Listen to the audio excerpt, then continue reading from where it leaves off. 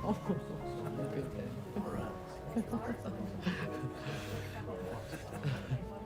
my glasses. Man, just have to make the printing bigger. Yeah. I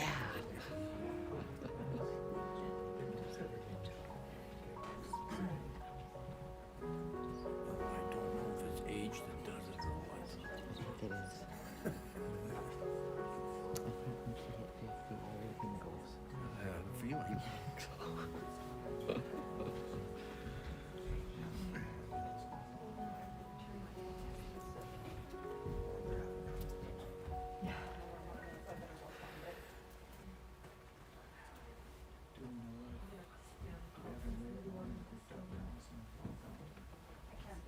Do we have any way of knowing if Doug and Allison are all on?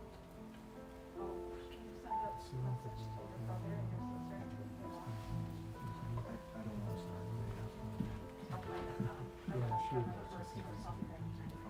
Exactly.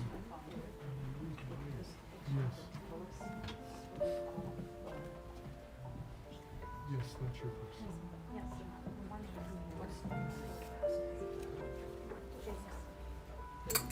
Yes, thank you. Yes.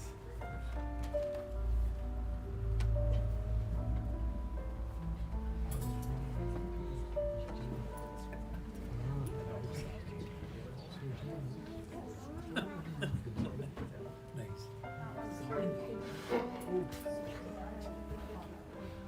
When I met you, you would have been good.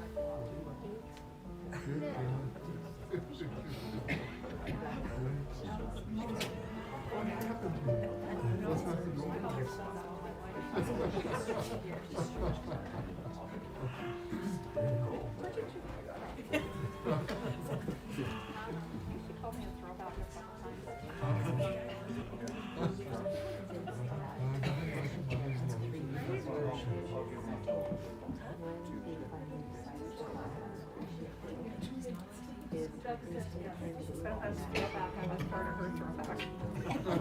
Don't blame me.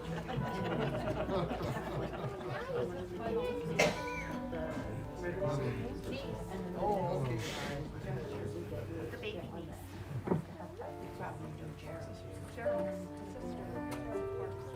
Okay.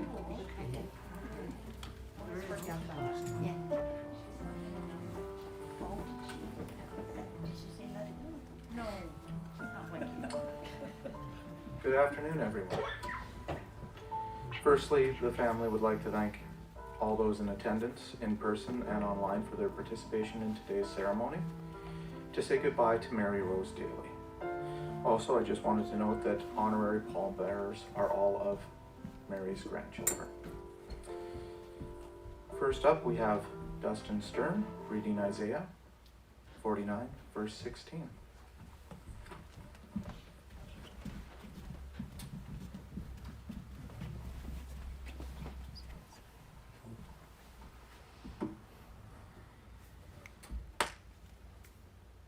You see, you are carved in the palm of my hand.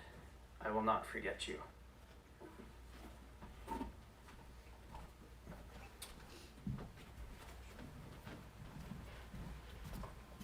Thank you, Dustin. And now we will have the eulogy from Arlene and Janice.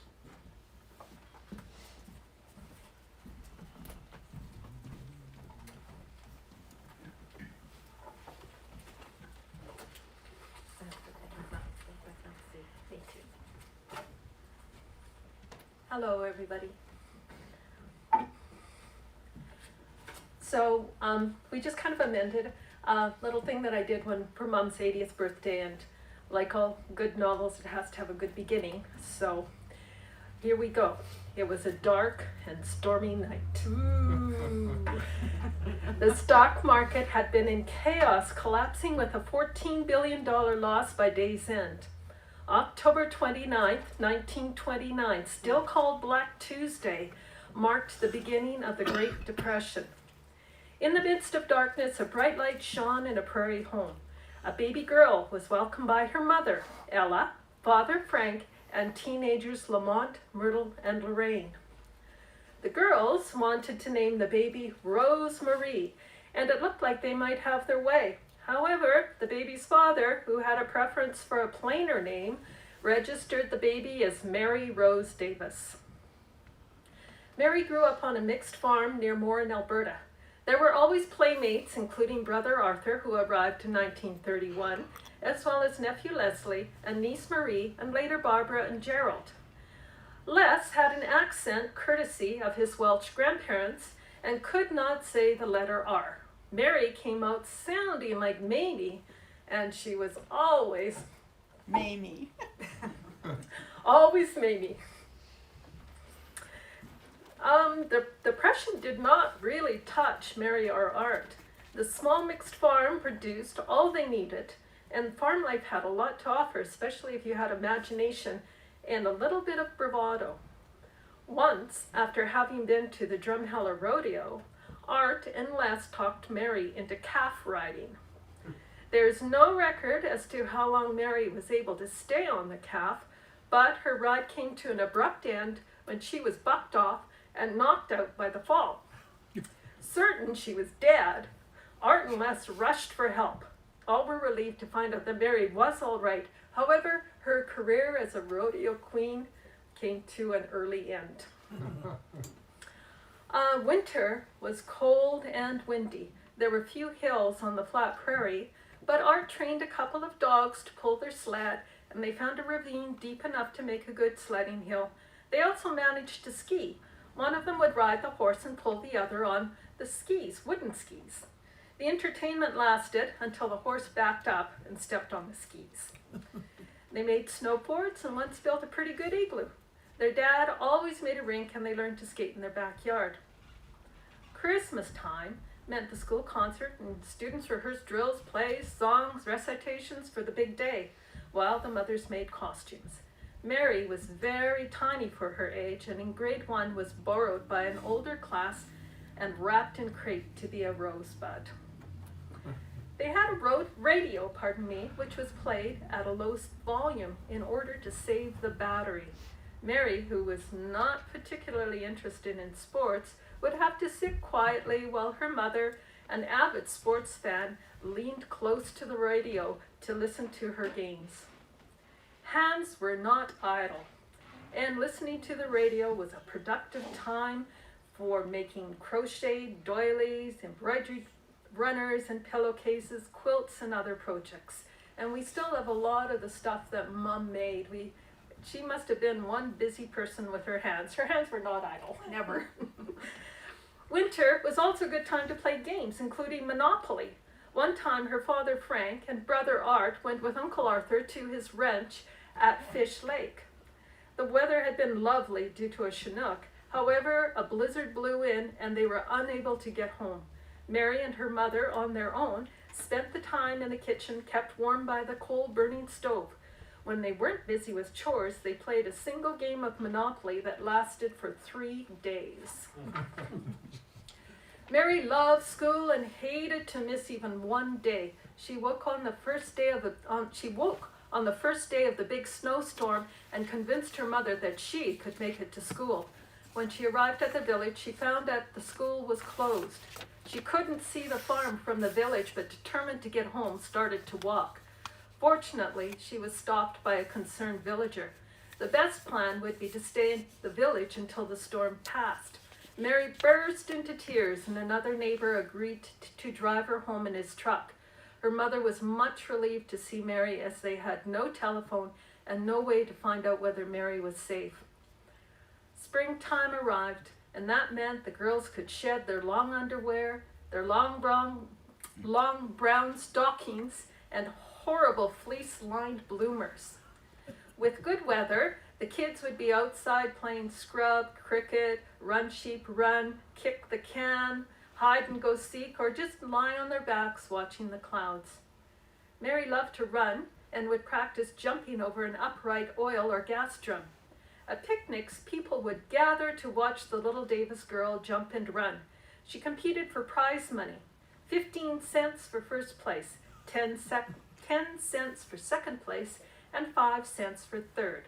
This was a lot of money. Playing school was a favorite pastime for this teacher-to-be. Her dolls were students, and she made workbooks for them. She then completed the workbooks, and then she would mark them. One doll, Popeye, was not her favorite. Popeye's legs would not bend, and so he did not sit properly at his desk. His work was sloppy, and he made many errors. Mary liked to climb on the pig pen roof to read. One day she discovered a loose board positioned so that she could jump up and down on the board like a trampoline. This was great entertainment until the board broke and Mary fell through the roof to her armpits. There she dangled, not able to pull herself up, not able to drop down. She could only call for help, which eventually came. The roof was repaired and jumping on the roof banned. She found herself out at Uncle Arthur's ranch on Fish Lake on a regular basis. Everyone rode horseback, not a favorite activity for Mary. Things always seemed to go wrong. One time she and cousins Elsie and June were out riding with some friends. Mary trailed behind the group. As she crossed a creek, she and her saddle fell off the horse and into the creek. It was some time before the group realized that while the horse was still following along, there was no saddle and no Mary. They went back to find Mary and the saddle dripping wet. The only thing hurt was her pride. Mary was an excellent student. After graduation, attended the University of Alberta for 1 year of teacher training. She began teaching at a country school at the age of 19. Her first school had one room and she taught grades 1 through 9. She was paid $120 per month. She boarded with a family and was given a cot set up at the foot of a bed shared by their 2 daughters. She paid 1/3 of her salary, $40 each month, for her room and board. She was only a few months older than the oldest of her students, and to her annoyance, they called her Little Teacher. One day, she found a snake on her desk. She hated snakes, but steeled herself, picked it up, and threatened to wrap it around the neck of whomever had left it on her deck. She later overheard the boys talking amongst themselves. The teacher, they agreed, was tougher than she looked. Mary's teaching abilities, together with the ability to wrap a snake multiple times around the neck of a student, earned her an early promotion from country school to a town school. A couple of weeks before Mary received her new teaching assignment, she drove through the village of Munson. She spotted a house painted an extremely ugly green and declared she would never live in a house that ugly. She was forced to eat her words when, after receiving her teaching assignment in Munson, she found herself boarding with a Rudolph family who lived in that ugly green house. Although she had spent most of her younger years growing up in Morin, her path had crossed with Clark Daly on a couple of occasions. This included a time when they were both in the same youth group. Older members were putting on a play, and the younger members were allowed to watch the rehearsal. Mary and her friends began giggling as the leading man, my dad Clark, started to kiss another lady. And then the girls giggled and the director came along and told them they might have to be removed. Their paths crossed again on Mary's first day of teaching at Munson School. Mary was walking up to the school as an old red Jeep drove past. The driver honked the horn. Mary's little tiny nose went up in the air and she stalked away. I'm sure everybody's seen that before. And Sorry, just helping. You're very helpful. Point again. Okay, the occupants of the Jeep, obviously my dad Clark Daly and Mr. Gordon Hanson, swore they had gone over a bump and the horn went off accidentally. Later that fall, Clark asked Mary to a movie, and by July of 1951 they were married, and soon after living on the family farm. They lived on that farm until 1957, when their 3 children moved into Munson and Clark became the agent for Pioneer Elevator. Mary found herself again in that same house that she had boarded at. The house was no longer an ugly green, but she was always amused at the trick fate had played as she lived in that house for another 20 years. Village life kept Mary busy with the arrival of Allison and Janice, and she was the mother of 5 children.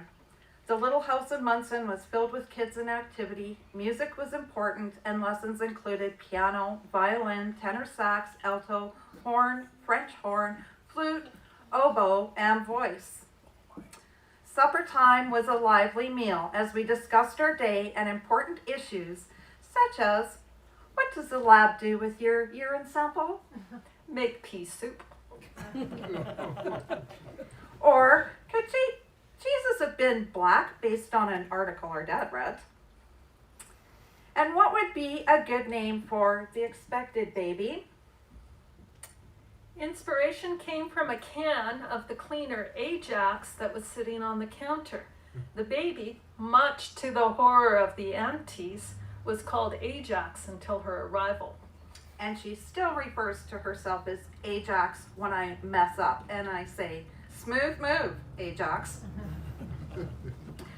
The United Church was an integral part of our life in the village, and we went to church almost every Sunday.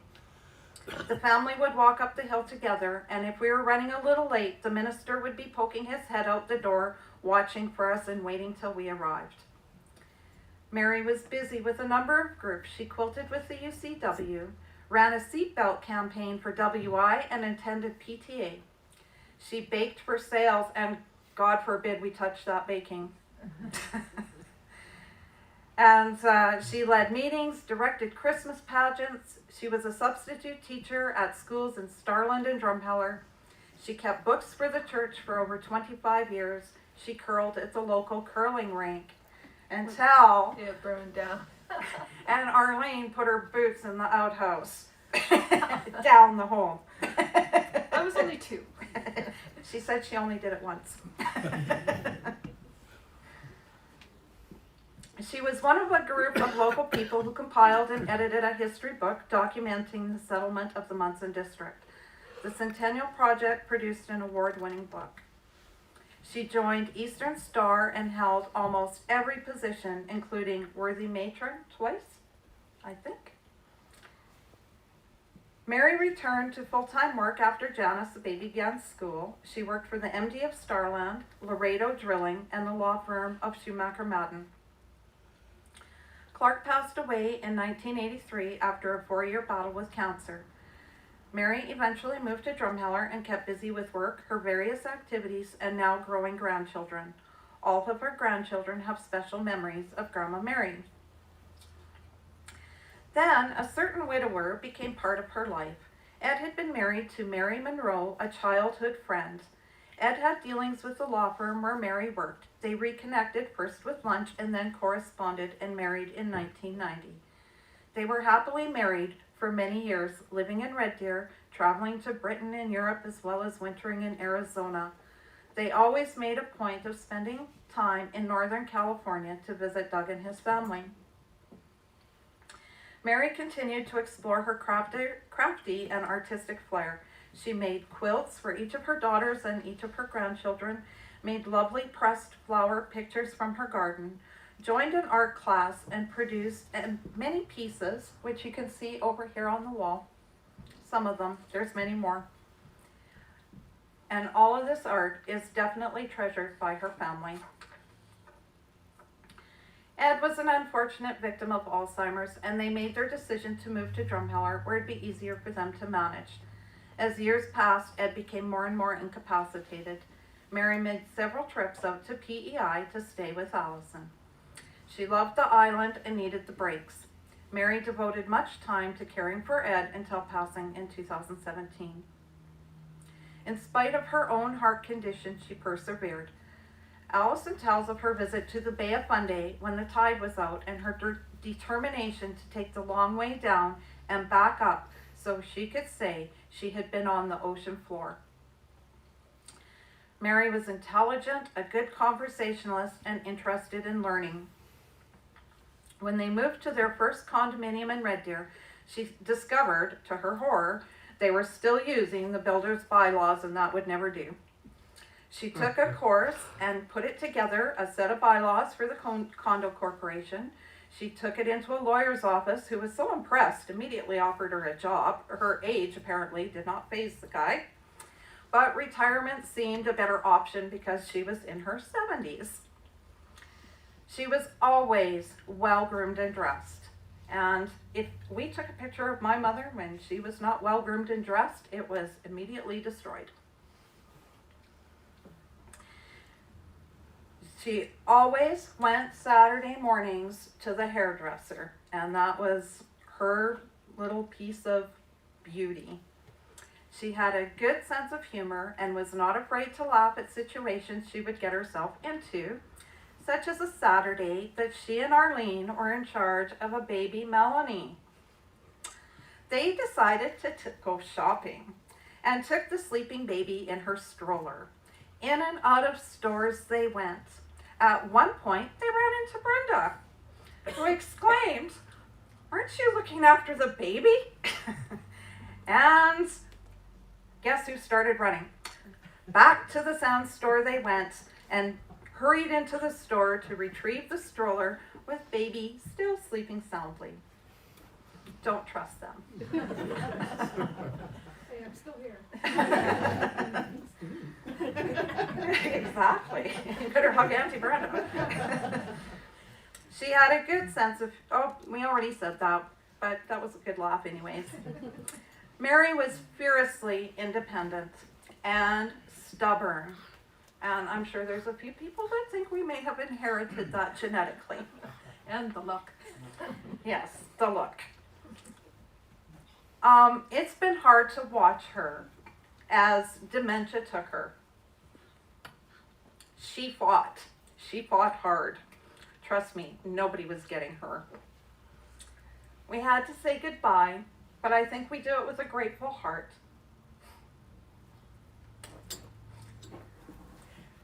Go. So, okay, we argued over who would say this part.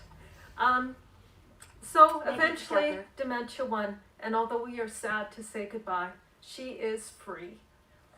Yep, she's flying with the angels. Thank you. Your turn, Adam. Very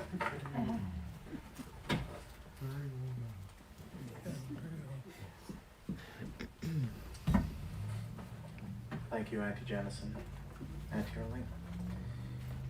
Now, I will read John 16:22. Now is your time of grief, but I will see you again, and you will rejoice, and no one will take away your joy. And at this time, in the service, we've set aside some time for words from grandchildren. I know I sent a message. If I did receive at least one submission and my own. If anyone else would like to come up and say anything, please feel free. I will start now with some words from Ashley Stern, stepdaughter of Janice. I first remember meeting Mary in 1997, after moving in with my dad and Janice. Some of you know the life I had prior to moving in with them was lacking the love, safety, and necessities every child should have. I was given those things unconditionally by the Daly family. Mary is the grandmother I never had, and she accepted me as her granddaughter with open arms. More so than my biological family. She loved me and helped me many times without judgment. She was kind, caring, generous, and funny. I am heartbroken that I cannot be there in person to say goodbye, but I am thankful for the time I did get to spend with her. I will cherish the memories we made together. I love you, Grandma Mary. You are not suffering. May you rest peacefully.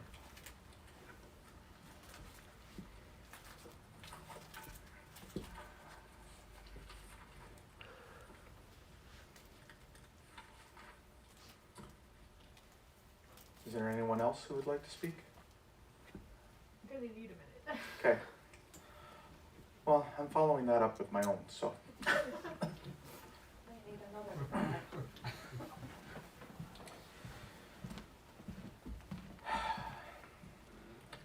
lost my grandma on Monday morning. It was a long time coming, and all of a sudden it was not unexpected. She was one of the strongest women I have ever and will ever know. And as Mr. Bidet told me just yesterday, the world would be a much better place if there were more Marys in it.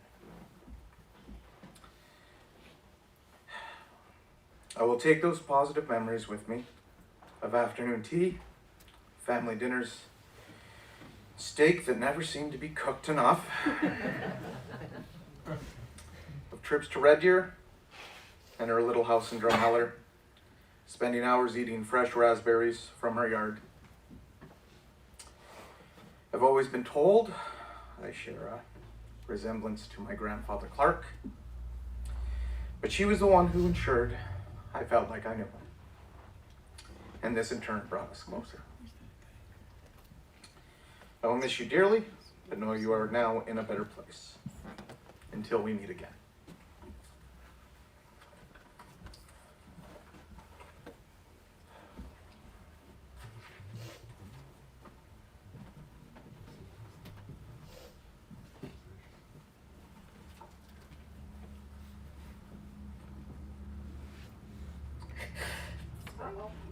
Just 1 second. So one memory that I'll always take of Grandma is her love of Greece, which inspired me to go to Greece in 2006. And a special memory I have is coming back and going to eat Greek food in Athens and just talk about our trips. Even though we didn't go together, we still had so much we could share. So that's something that will always be very special to me.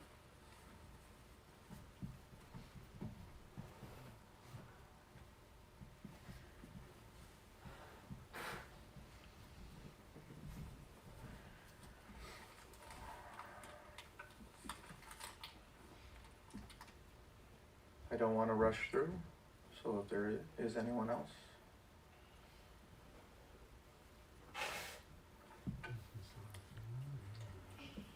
Okay.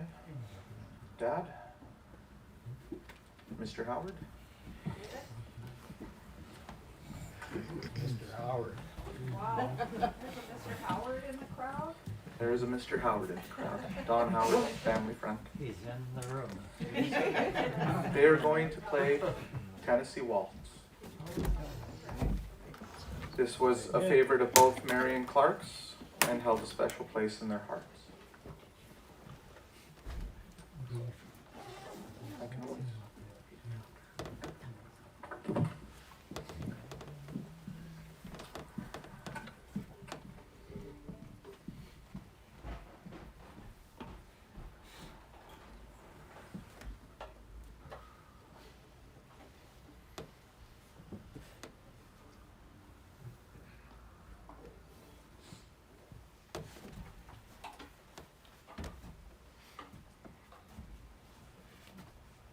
Looks like we're on. Finally got a crowd that can't run away.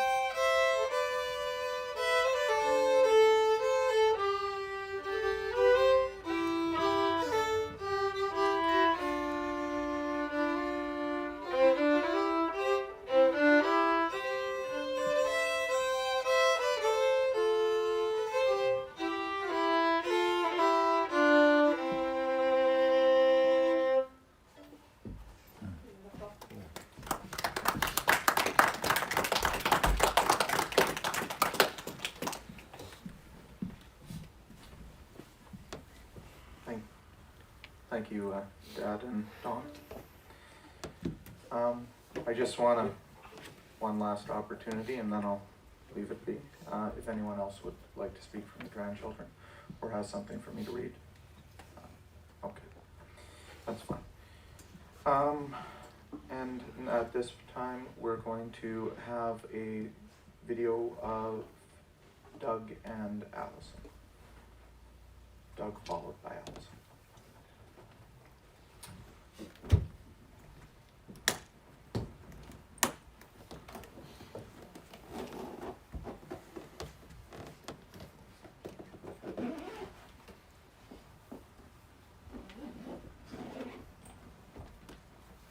We were all very fortunate to have Mom with us for as long as we did. Out of that triple bypass. When we were growing up, Mom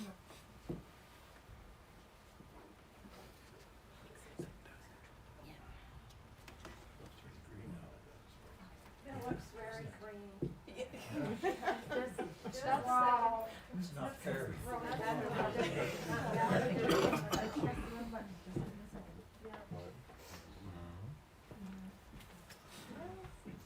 That Allison's doesn't look that green. He's just me.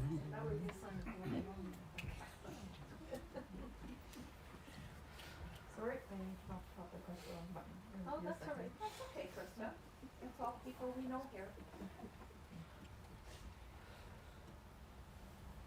I've got you back.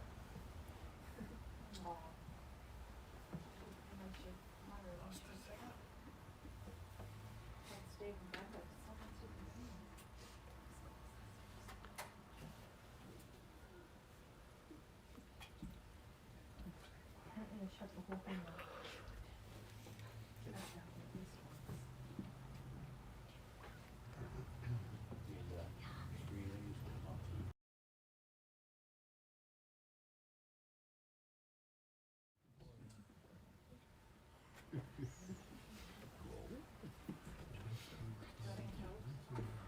Well, actually, I will tell a story that Mr. Bidet told me yesterday about when Clark and Grandma Mary were first dating, and he got asked to stay behind at school. He was in trouble again. He was in trouble again.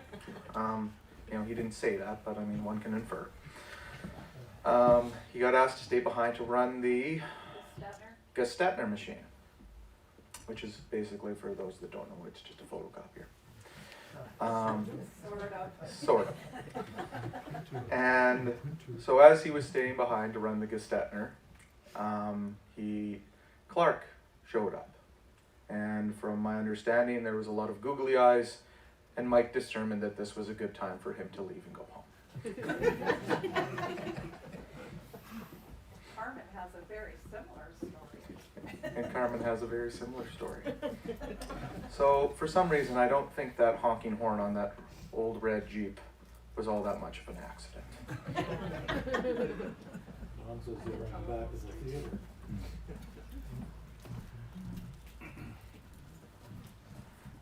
One little story that I didn't put in, but I always thought was kind of funny and showed Mom's ability to laugh at herself, was at the time of Krista's wedding, she was staying at the hotel, and there was a breakfast being served, but she always woke up very early, and so she decided that she would order in room service for breakfast. And so she did so, and when she finished her breakfast, she thought, oh, what am I going to do with these the plates and stuff, the tray? And so she thought, oh, I'll put it out in the hallway. So she went out to the hallway and she bent over to put down her tray, and as she did so, she heard a click. Her door had closed behind her, and she was standing in the hallway in her little jammies, without a phone, without a key, and she wasn't sure what she was going to do, but she did not want to go down to the lobby in her pajamas. So fortunately for her, she was able to track down a lady who was working in the linen closet, and this lady did not speak English. So she had to try to convey exactly what had happened, and this lady was a little reluctant at first to understand and respond, but eventually she did, and she let Mom back into her room. But I always could imagine just hearing that click as she bent over.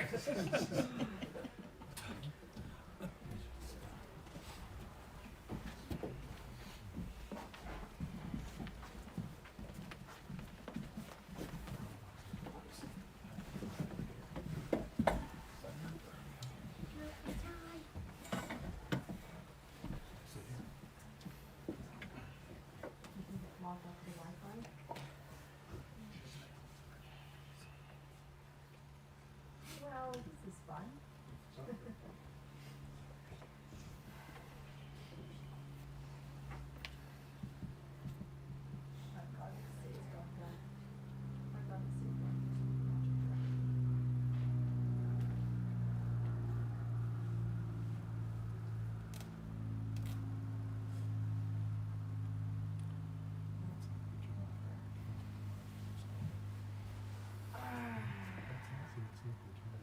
That's a sound you inherited from your dad.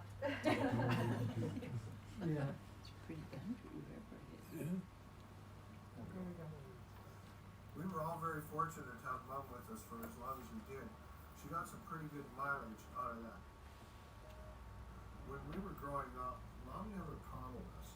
She didn't make us eat everything on our plates, and later on I found out that she didn't know that I didn't like green beans. She didn't let us win board games. She was very competitive. We knew that if we won fair and square. She always held us accountable for things that we did. Mom and Dad insisted that we go to church every Sunday, something that she continued to do for as long as she was able. It was these lessons that we were taught as children that led to 5 successful children. I remember talking to Pastor Frank when Dad passed away. I told him whether it be 6 years or 60 years that I would see Dad again. The same rings true for Mom, except I think the 60-year part, for me anyway, is a little bit beyond expectation. In the end, there is a moment in eternity to most look forward to, and that is when we hear the words, "Well done, my good and faithful servant." I know that Mom will hear these words spoken to her by our Lord and Savior Jesus Christ. We all know where Mom is, where to find her. We just need to get there. Please bow your heads with me now as we say the Lord's Prayer. Our Father, who art in heaven, hallowed be thy name. Thy kingdom come, thy will be done on earth as it is in heaven. Give us this day our daily bread, and forgive us our trespasses, as we forgive those who trespass against us. And lead us not into temptation, but deliver us from evil. For thine is the kingdom, the power, and the glory, forever and ever. Amen.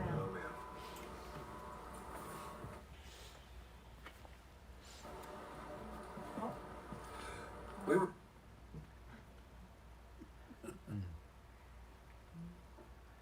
Can everyone hear that okay? Yes. The California video with her standing in front of the flowering bush. You know, she loved flowers. She loved her gardens. She enjoyed being out in the garden and making things beautiful. She worked so hard on flower gardens at home in Munson when we were growing up. I think she had the prettiest flower gardens in town, and it was a challenge there, but she really enjoyed that. I thought I would give it a little bit of a northern flair, show you a little bit of outside. I think she would have liked it here in the summertime. I think she would have liked the opportunity to have seen polar bears and Arctic fox and the hares. And, we're right along the Hudson Bay. It's quite nice in the summertime with the water splashing against the rocks. It's very rugged. I think she would have quite enjoyed that. She loved to see new things. She loved to have new experiences. And I think she would have enjoyed the experience of up here for a visit. She loved to travel. She did a lot of traveling, wherever she could. The last few years, when she was able to, until she was able, as long as she was able to, she did a lot of trips out to Prince Edward Island and to visit Randy and I. Ed and Mom were the first visitors we had in PEI the first summer we moved there, and we quite enjoyed having them come and visit. And they came back the following year. I think Ed was only able to make a couple of trips out with her. And then after Ed was no longer able to travel, Mum was always coming out on her own. She'd come for a few weeks each summer, and we always enjoyed having her. We'd take her to Kaylee's, we'd take her to the beaches, we'd have picnics on the beach, you know, do the things that she loved to do. She liked to sit in the yard, she liked to puddle around in my flower beds. You know, she'd sit on the veranda or the sun porch, drinking tea and reading, or, you know, she'd set up her easel in the yard and do some painting. And she just really enjoyed the visits out there. We always enjoyed having her. You know, I remember taking her to lighthouses, and she loved to climb up to the top of the lighthouses and look over the island and the ocean. And you know, if you ever said, Mom, I don't know if you should be going up there, you know, it's quite a steep climb, you'd get the look. You know, and my siblings, the grandkids and the great-grandkids all know that the last thing you want from Grandma Mary is the look, because you know that you've said or done something that she didn't necessarily approve of. We took her to Hopewell Rocks, and she wanted to go there for a visit. She had seen some pictures that Ashley had posted, and she wanted to go there. So we took her, and she went down to the bottom of the ocean, and she came up those steps going back up, and she had a lot of amazed people at the top there that she was, you know, 85 going on 86 years old, and she had done that trek down and back up. You know, a lot of people were in total awe that she was able to do that. She wouldn't have let anything stop her. She enjoyed doing things and not just sitting back and letting life pass her by. You know, Randy and I will always cherish the times that she spent with us in PEI. They're very special times. We miss not having her come out and see us. We did enjoy having her. I think now that we'll find her in heaven, and she'll be doing her exploring up there, and they'll be having a huge family reunion with all the people that went before her. Probably a really good time going on up there right now. And someday we'll see her again. And until that time, I love you, Mom, and we'll see you.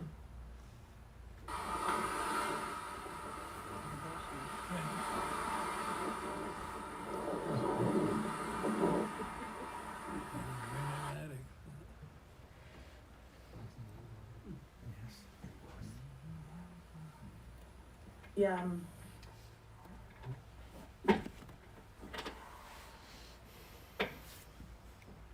So this is a slideshow I put together of Grandma, and it's not in chronological order, so I apologize. I tried, but at some point it got too confusing. There's too many. It's okay. So It's beautiful. here we go.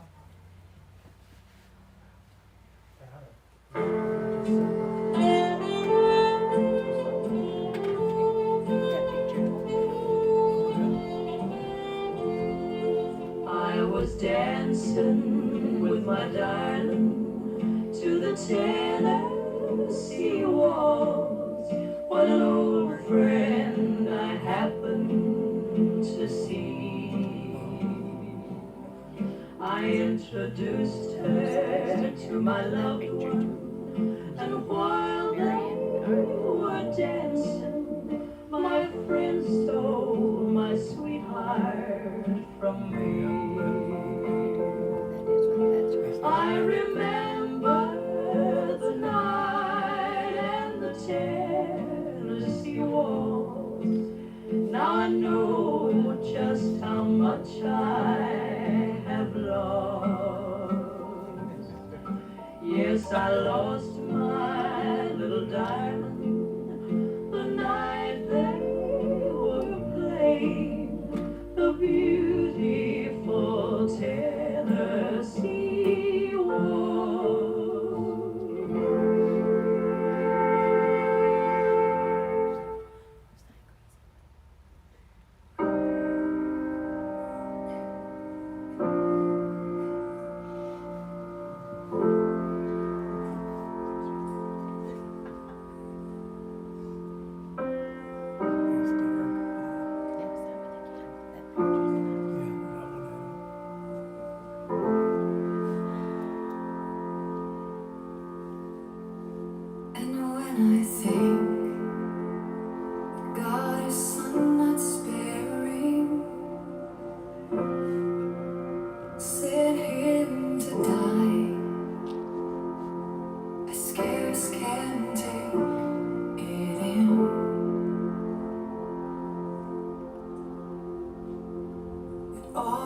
cross, my burdens gladly bearing.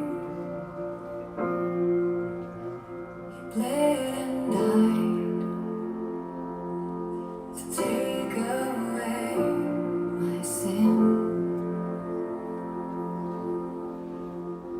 Then sings my soul, my Savior God, to thee. How great thou art, how great thou art. Then sings my soul, my Savior God, to thee. How great thou art, how great thou art.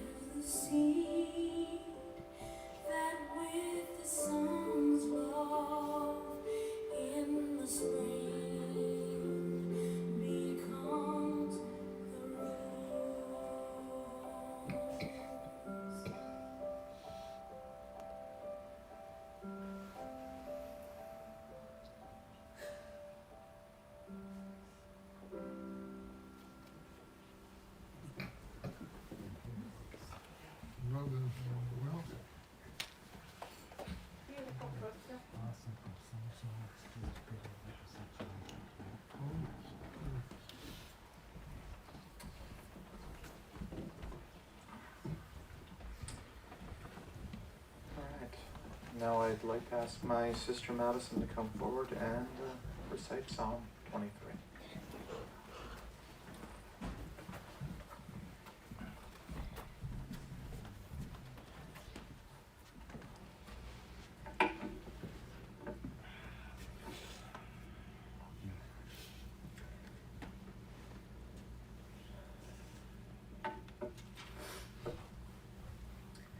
The Lord is my shepherd. I lack nothing. He makes me lie down in green pastures. He leads me beside quiet waters. He refreshes my soul. Whew. He guides me along the right paths. For his name's sake, even though I walk through the darkest valley, I will fear no evil. For you are with me. Your rod and your staff, they comfort me. You prepare a table before me in the presence of my enemies. You anoint my head with oil, my cup overflows. Surely your goodness and love will follow me all the days of my life, and I will dwell in the house of the Lord forever. Amen.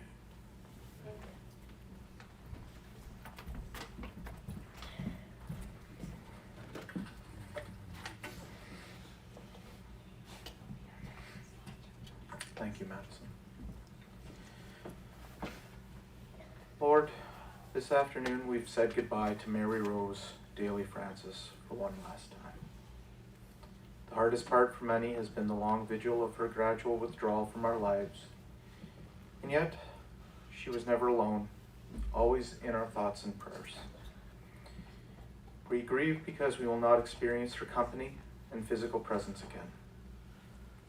We celebrate because we know that Mary Rose is safe and at peace and enjoying your presence right now, without confusion, sickness, or pain. We rejoice in the memories of the many years we enjoyed with her and remember that she was there for us in the good times and the bad times. As we who have gathered here this afternoon go back to our homes and daily schedules, bring refreshment to our hearts and minds, renew our strength, revive our passion for life and relationships. Give us resolve to recover from our loss and face the coming days with greater hope, energy, and focus. As we close the service, may all these good thoughts be an encouragement to every friend and family member here today. Go in peace. Also a reminder that there will be a private gathering at the Legion following the service, and we will be joining you shortly after the cemetery service. Thank you.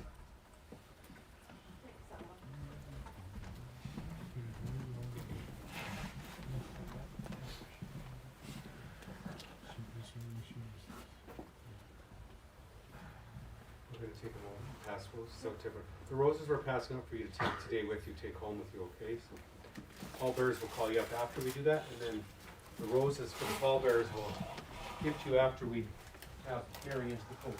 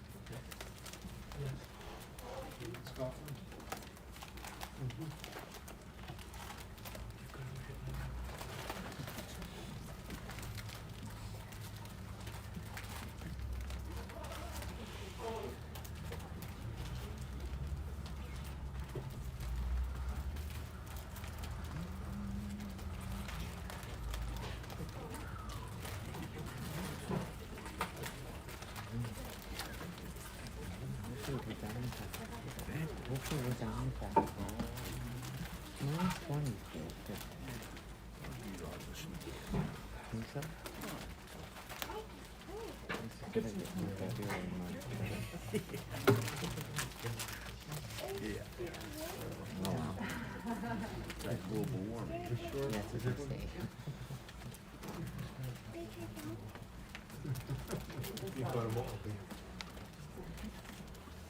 Everyone's good. That's good.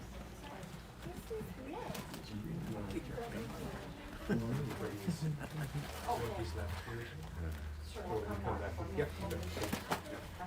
Put them back here. We'll be fine.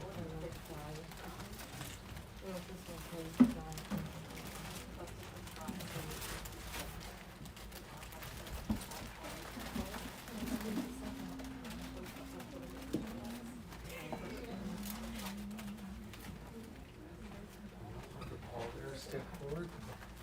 All theirs. We're going to pass your rows just so. Yep.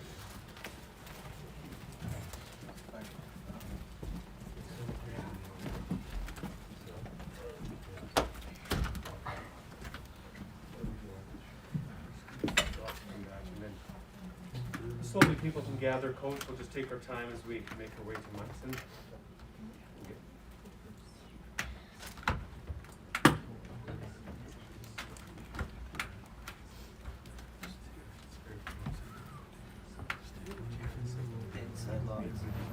Is it the thing at the top of the door? On the inside? I'll have you guys just be careful. Who's the other side? You put on three on this side like this.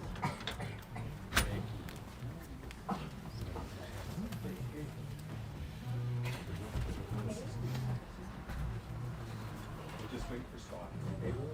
This should be secure enough for us to grip on it, so we'll just be straight. And if everyone wants to follow up, you want to take a minute to get quotes, anyone? Okay.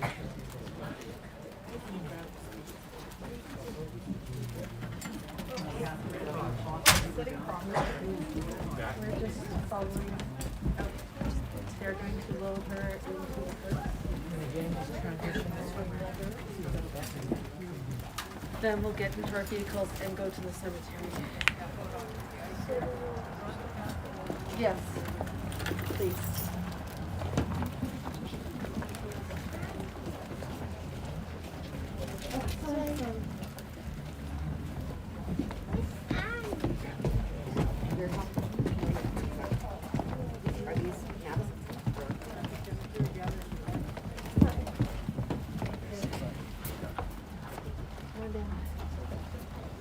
Yeah, that was Thank you.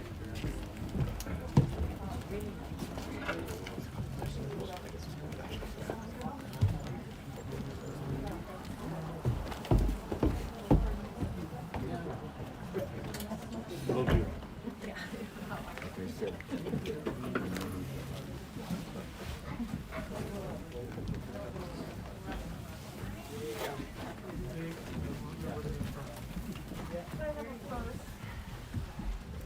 Only forgot me.